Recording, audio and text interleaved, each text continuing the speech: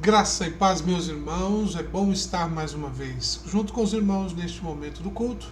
Vamos, neste momento, orar, agradecendo a Deus por mais um dia que Ele nos concedeu e, em seguida, vamos fazer a leitura e meditação desta noite no nosso culto de oração. Vamos orar? Querido Pai, obrigado mais uma vez pelo dia e mais uma vez a oportunidade de nos reunirmos através deste canal. O Senhor tem nos proporcionado a bênção da vida, tem nos sustentado e nos tem fortalecido. Diante de todas as circunstâncias, inclusive esta pandemia, o Senhor tem sido amoroso, bondoso, cuidadoso e tem nos dado o conforto, o consolo diante de tanta enfermidade e também morte. Deus querido, obrigado, porque nos permite estar aqui reunidos. Senhor, permita-nos, com tua misericórdia e graça, nos aproximarmos do Senhor, para ouvirmos de ti tua palavra, e desta palavra nutrir a nossa vida espiritual e nossa comunhão com o Senhor, para que possamos retransmiti-la com segurança o que o Senhor nos tem ensinado. Eu lhe peço, no nome de Jesus. Amém. Bem, amados, eu estava pensando ontem, o que poderia transmitir à igreja, e me veio ao coração uma reflexão que já havia feito sobre este tema, mas muito importante para este momento. Vivemos um tempo em que a dor parece que está na esquina, esperando você passar para você senti-la. Vez por outra, chega-nos uma mensagem, uma comunicação ou uma ligação dizendo que pastor fulano está doente, pastor cicrano faleceu. Pastor, ore porque nós estamos fazendo exames e na família já temos contaminados. E os dias vão passando e a gente fica preocupado, e agora a cada 15 dias nós sempre estamos na expectativa de algo acontecer. É algo surreal. Não esperava nunca passar por isso, e nem os irmãos, eu acredito que nenhum de nós imaginou em sã consciência por algum segundo que experimentaríamos uma circunstância como esta. Então, como agir? Como pensar? De que forma trabalhar de tal forma que eu possa superar ou enfrentar ou resistir ou caminhar em meio a toda essa circunstância, em todo este, às vezes, caos, porque você ouve um falando ali, outro reclamando aqui, alguns anunciando tragédias acolá, antevendo apocalipses um atrás do outro. Irmãos, a palavra de Deus diz que o fim virá. E este fim, quando vier, virá pela vontade, poder e autoridade de Deus.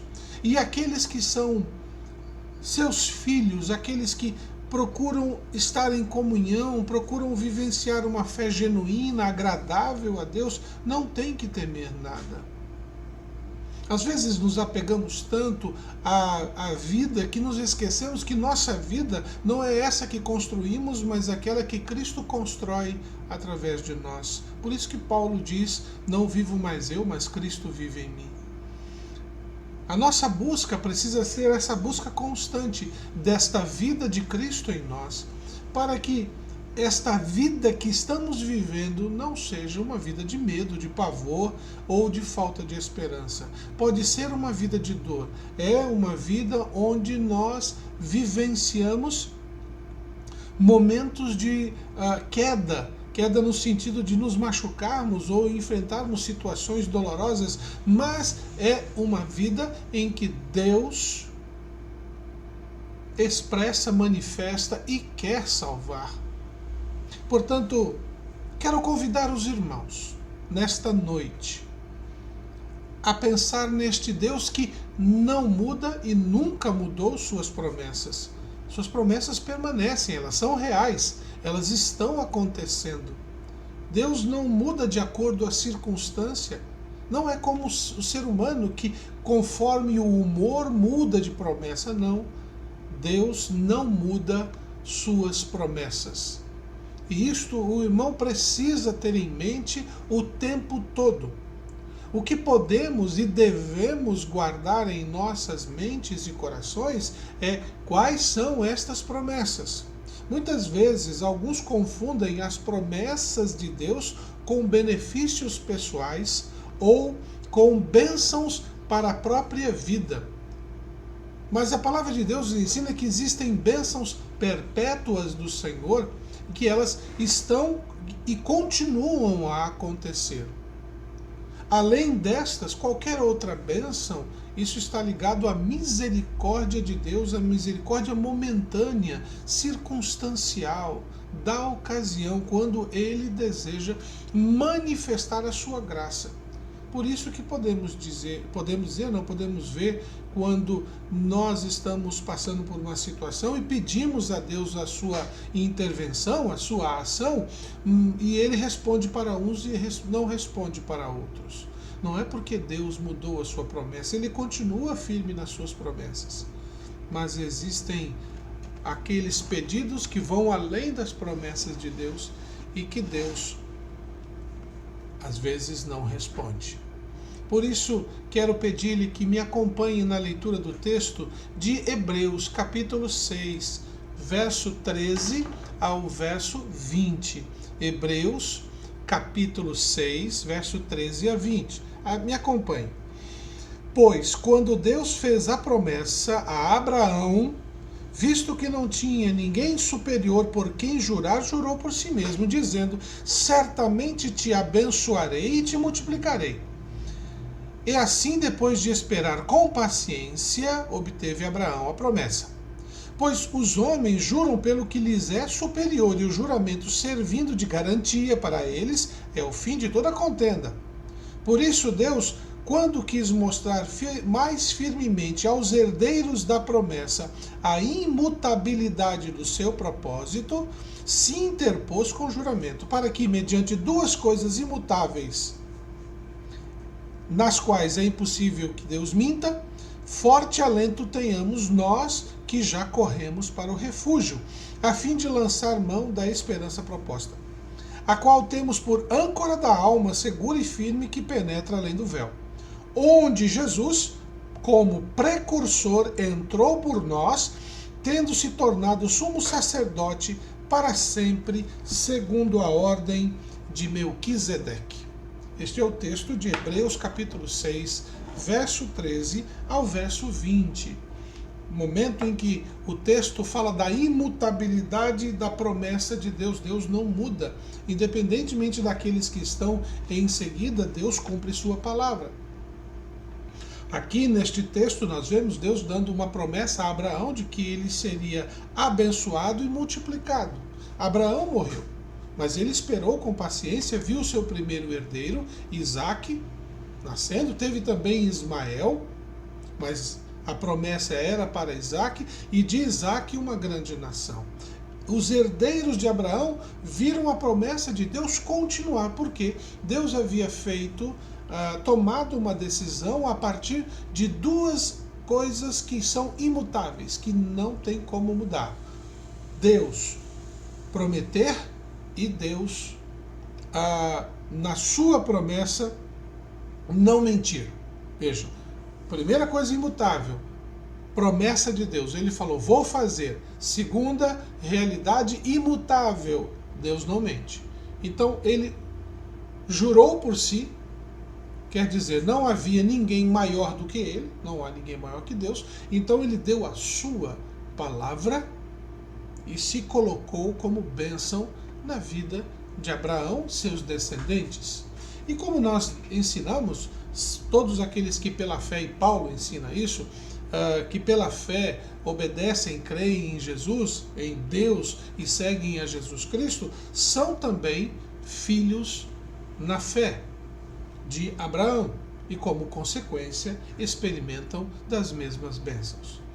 Porém, quais são estas bênçãos que Deus nos tem prometido? Quais são essas bênçãos, promessas que Deus nos tem feito a partir deste abençoar e multiplicar? Quando nós lemos a palavra de Deus e procuramos as ações do nosso Senhor Jesus, e nós ensinamos biblicamente que o nosso Senhor é Deus encarnado, portanto, Jesus Cristo, quando ele assume, quando ele fala, quando ele ensina e quando ele promete, é a mesma coisa de estarmos ouvindo Deus dizendo eu te prometo. Nós encontramos algumas afirmações do Senhor Jesus em que ele usa a palavra eu.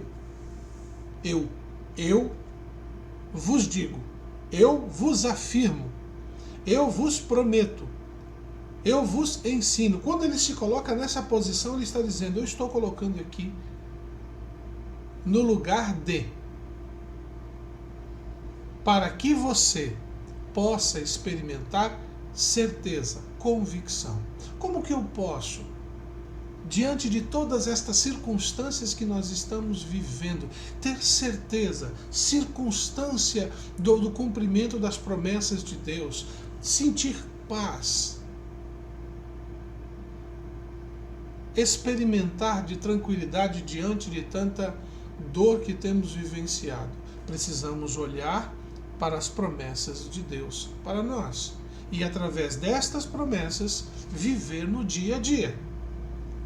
O Senhor Jesus se comprometeu conosco de maneiras muito específicas, e quando eu falo se comprometeu, ele assumiu um compromisso conosco, expressando de maneira muito bem firmada. E nós encontramos, por exemplo, ali em Romanos capítulo 5, verso 8, a seguinte afirmação: mas Deus prova seu próprio amor para conosco pelo fato de ter Cristo morrido por nós, sendo nós ainda pecadores. Meus irmãos, minha irmã, meu irmão, meu querido, preste muita atenção. O Senhor vos ama. Ele afirma a nós, eu amo você. E sua expressão de amor, ela se manifesta e se manifestou no sacrifício de Jesus Cristo na cruz.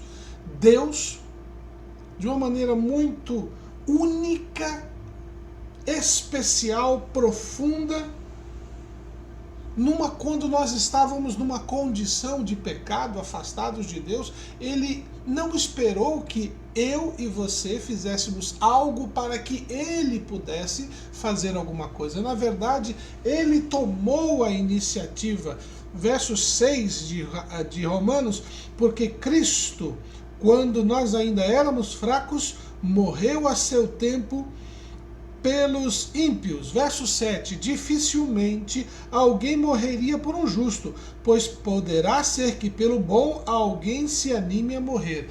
Aí conclui, mas Deus prova seu amor para conosco pelo fato de ter Cristo morrido por nós, sendo nós ainda pecadores. Portanto, a primeira afirmação de Deus para nós através de Jesus, em que ele não muda a sua promessa. Essa primeira afirmação é, eu amo você, e provei isso.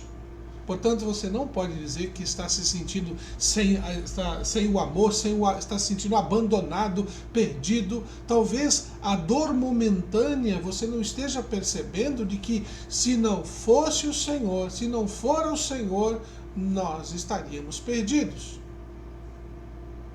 É a presença de Jesus na sua vida que tem sustentado você hoje, agora, nestes dias, nos dias que virão. E você precisa manter a sua convicção formada e firmada nessa realidade, para enfrentar as circunstâncias que virão, sejam elas quais forem. O próprio Senhor Jesus afirma que Ele é o caminho, a verdade e a vida. Ninguém vem ao Pai senão por Ele. Portanto, para que possamos experimentar esta primeira promessa do Senhor Deus, precisamos crer, ter convicção, aceitar, viver este amor de Deus por nós. Deus nos ama. E Ele afirmou de maneira categórica, eu amo vocês. Aqui está a prova. Vamos enfrentar o dia a dia olhando sempre para este amor por nós, porque apesar da dor momentânea, Deus está nos preparando uma eternidade sem dor alguma. Segundo lugar, o Senhor Jesus, no Evangelho de Mateus, capítulo 28, verso 19, ele mesmo diz o seguinte, Mateus 28, verso 19. Mateus 28, 19 diz, Ide, portanto, fazei discípulos de todas as nações, batizando-os em nome do Pai, do Filho e do Espírito Santo. Outra coisa que o Senhor Jesus nos proporcionou, ele nos escolhe. Ele mesmo disse, não fostes vós que me escolheram, mas eu que vos escolhi. Nós encontramos isso no Evangelho de João. Meus queridos, Jesus nos deu uma ocupação, nos deu algo a fazer, nos colocou no serviço. Quando ele fala ide por todo mundo, a melhor tradução é indo por todo mundo, quer dizer, por onde quer que você vá, faça pessoas conhecerem a Jesus. Que elas sejam batizadas em nome do Pai, do Filho e do Espírito Santo. Deus nos escolheu para que pudéssemos representá-lo. Isso mostra presença, intimidade, relacionamento. Foi ele que escolheu você. Se você hoje é uma pessoa que crê em Jesus, que procura servi-lo, que teme em seu coração a presença de Deus, tenho absoluta certeza, eu tenho, você precisa ter. Você foi escolhido e como escolhido, viva como tal. Você não é qualquer um. Você não foi trazido no juntado. Você foi escolhido, escolhida. O próprio Senhor então fez uma promessa. Eu escolhi você. A escolha que fiz é você. Portanto, viva como escolhido. Viva como aquele que experimenta a graça de Cristo. Viva, fale, transmita, retransmita. Eu fui escolhido. Deus me chamou. Ele me chamou para a sua graça, Ele me chamou para seu amor, Ele me chamou para ser salvo, Ele me chamou para conhecer da sua misericórdia e bondade, Ele me chamou para adorá-lo, Ele me chamou para poder sair daqui e anunciar quem Ele é. Olha o privilégio. Como Paulo fala em 2 Coríntios 5:20, somos embaixadores por Cristo, como se Deus por nós rogasse, Ele fizesse, vai e fale. Vai e seja, eu escolhi você para que você seja e faça. Ele nos ama e Ele nos escolheu. Portanto, não somos um acaso da existência, mas somos um propósito de Deus no nosso dia a dia. Ali no Evangelho de João, capítulo 15, verso 16, nós encontramos mais uma outra afirmação do Senhor Jesus, e ele mesmo faz esta afirmação. Evangelho de João, capítulo 15, verso 16. Olha o que diz ali, meus irmãos: não fostes vós que me escolhestes a mim, pelo contrário, eu vos escolhi e a vós outros, e vos designei para que vades e deis fruto, vosso fruto permaneça, a fim de tudo quanto pedirdes em meu nome, ele vô-lo conceda. Ele nos escolheu para fazer parte e ele nos envia. Olha que coisa, não nos escolheu para ficarmos olhando, mas nos escolheu para podermos ir e produzir. Veja qual foi a promessa que Deus fez para Abraão lá no começo. Eu prometo a você que você vai crescer e multiplicar. Abençoarei você e multiplicarei você. Através de Cristo Jesus, nós somos escolhidos e enviados. Nós somos chamados para um relacionamento com Ele, e neste chamado Ele fala: vá agora, diga ao mundo o que eu fiz por você. Conte às pessoas como você tem experimentado a comunhão comigo. As pessoas estão ouvindo no dia a dia, morreu fulano de tal está com problema, isso dói. E nós estamos aqui para dizer, olha, enquanto é tempo, deixe Jesus alcançar sua vida também, porque Ele me alcançou e é vontade dEle salvar a todos. Quando nós temos a segurança das promessas de Deus, por mais que seja doloroso o momento, dificultosa a situação, nós encontramos paz, porque sabemos que Deus continua no controle de todas as coisas. Mesmo quando as circunstâncias não acontecem da maneira como gostaríamos. Portanto, meu irmão, abra seus olhos, seus ouvidos, preste atenção. Jesus, ou melhor, vou colocar aqui a maneira, o nosso Deus, que encarnou-se em Jesus Cristo, te ama. Ele te escolheu e Ele te envia a fazer a sua obra, para que você dê fruto e o vosso fruto permaneça. Não seja apenas um fruto de um momento, mas seja algo que perpetue. E é interessante que naquele texto do Evangelho de João, ele diz que se fizermos isto, poderemos pedir qualquer coisa ao Pai e Ele vos atenderá.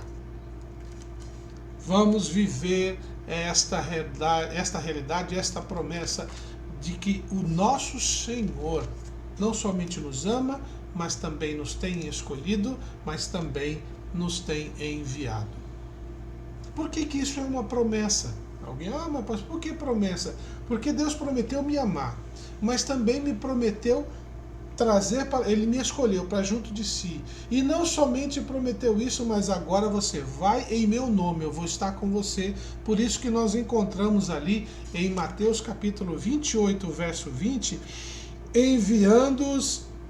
ensinando-os a guardar todas as coisas que você tem ordenado, e eis que estou convosco todos os dias até a consumação do século. Aqui está uma outra promessa. A presença e a proteção. Outra afirmação do Senhor, eu vos protejo, eu vou estar cuidando de vocês. Pastor, mas alguém vai dizer, pastor, mas eu perdi fulano que morreu. Eu estou preocupado porque a tal pessoa da minha família está no hospital por causa do Covid. Quantas pessoas na época de Jesus foram curadas por Jesus? Quantas pessoas na época de Jesus ouviram Jesus falar? Muitas, milhares. Mas também outras muitas milhares não ouviram, não experimentaram. Por mais que Jesus tivesse toda a autoridade e pleno poder, ele estava submetido a uma realidade humana e decidiu viver entre nós para poder compartilhar, e ele escolheu 12 para continuar a sua obra, e estes 12 anunciaram, ou melhor, os 11 iniciais anunciaram e se multiplicou numa grande igreja e o Evangelho foi sendo pregado. Muitas pessoas não ouviram, mas muitas outras ouviram. E você é uma delas. Você é privilegiado, você é abençoado. Portanto, sob a proteção de Jesus, vá e diga ao seu parente, ao seu amigo, ao seu familiar. Se Deus ainda tem esse plano, ore, Senhor, dá-me a chance de dizer ao meu parente, meu amigo, da sua graça. Por que isso é tão importante? Porque enquanto há vida, há esperança.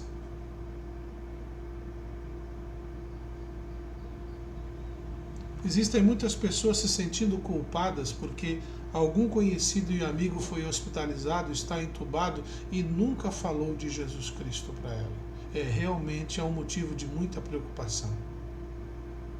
Mas se você tem ainda a chance de falar, diga, compartilhe. Quando eu estava hospitalizado, estava na UTI, eu não tinha celular, não podia.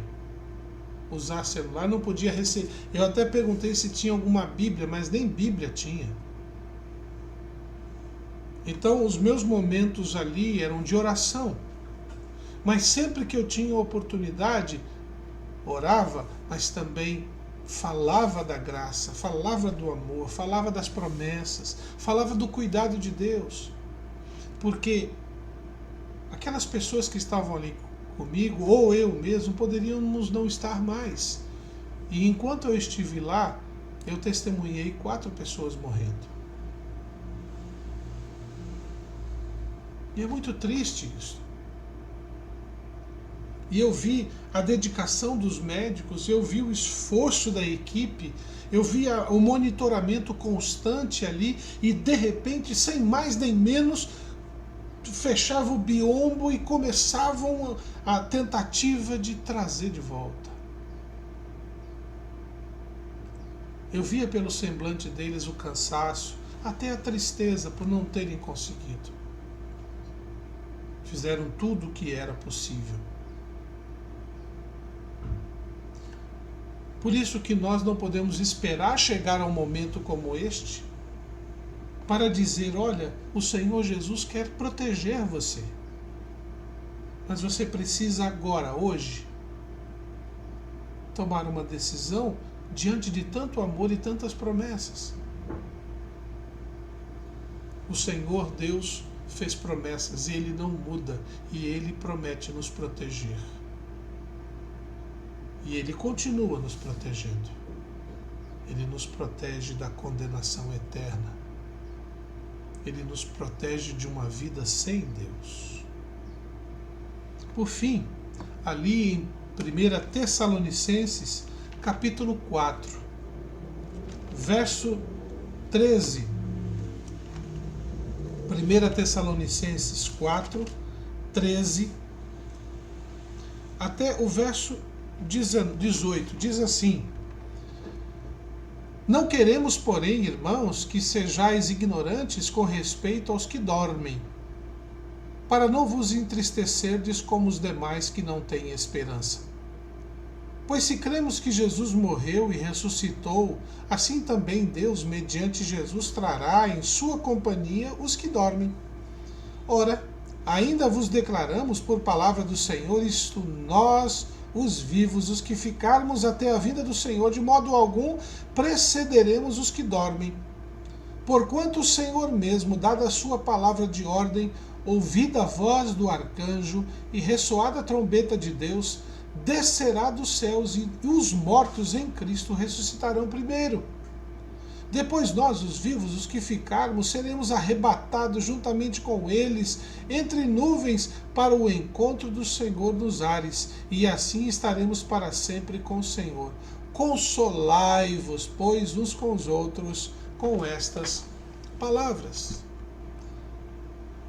Outra promessa do Senhor: eu vou vir buscar.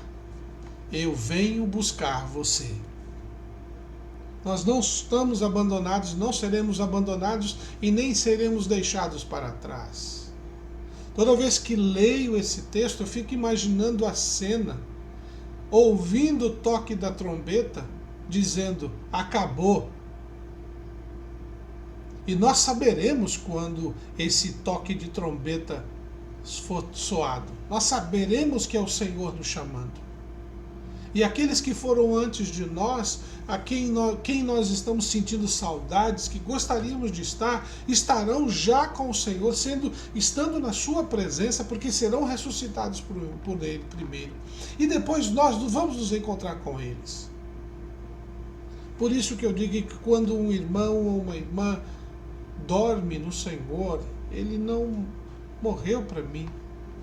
Ele apenas foi na minha frente. Ela foi na minha frente. E nós estamos esperando a chegada do nosso transporte eterno. Por isso que o Senhor Jesus disse: eu venho buscar vocês. Cristo voltará. Aleluia. E nós precisamos dizer isso com toda a firmeza. apesar da morte, apesar das dores, apesar das angústias, apesar das doenças, apesar das UTIs, CTIs, oxímetro, oxigenação, respirador e por aí vai. Cristo Jesus virá para pôr um fim em tudo, porque Ele prometeu. E nenhuma das suas promessas ele deixou de cumprir até hoje. Por que eu vou duvidar? Então, vamos firmar nossos corações diante de todas estas tragédias, de todas essas circunstâncias, de tudo que estamos vivendo. Vamos confiar no amor de Deus. Vamos nos preparar porque Ele nos tem escolhido. Ao sermos escolhidos, vamos aproveitar as oportunidades e, por onde quer que nós andemos, falar deste amor de Deus e não termos medo, porque Ele nos tem protegido. É uma promessa dele nos proteger, andar conosco, estar conosco e aguardar com o coração tranquilo que, mesmo que demore, segundo o nosso tempo, se Ele tem, como Ele tem prometido, se não, como eu sei que Ele tem prometido e cumprido tudo, Ele virá nos buscar. Então eu tenho que estar preparado. Quando eu sei que alguém vai vir me buscar em casa para sairmos para algum lugar, eu não fico deitado na cama, desarrumado. Na verdade, eu já fico bem acordado e bem arrumado, para não ser pego de surpresa. Então vamos nos preparar. Porque Deus tem cumprido as suas promessas até hoje. E enquanto Ele não vem, sejamos seu povo. Que Deus te abençoe. Que Deus lhe permita ter uma noite de paz. Principalmente com a certeza destas 5 promessas. Porque Ele não é homem para mentir. E porque Ele disse, eu vou fazer isso. Que Deus te abençoe, meu irmão, minha irmã, nas promessas do nosso Deus. Vamos orar? Querido Senhor, nós te agradecemos por todas as promessas que o Senhor nos tem dado. Nós te agradecemos por tudo que o Senhor tem feito a cada um de nós. E agora, mais do que nunca, confiantes nas tuas promessas, nos preparamos anunciando a tua graça e esperando a tua eternidade. Usa-nos, ó Pai, conforme a tua vontade. No nome de Jesus. Amém. Até o próximo culto, se Deus assim nos permitir.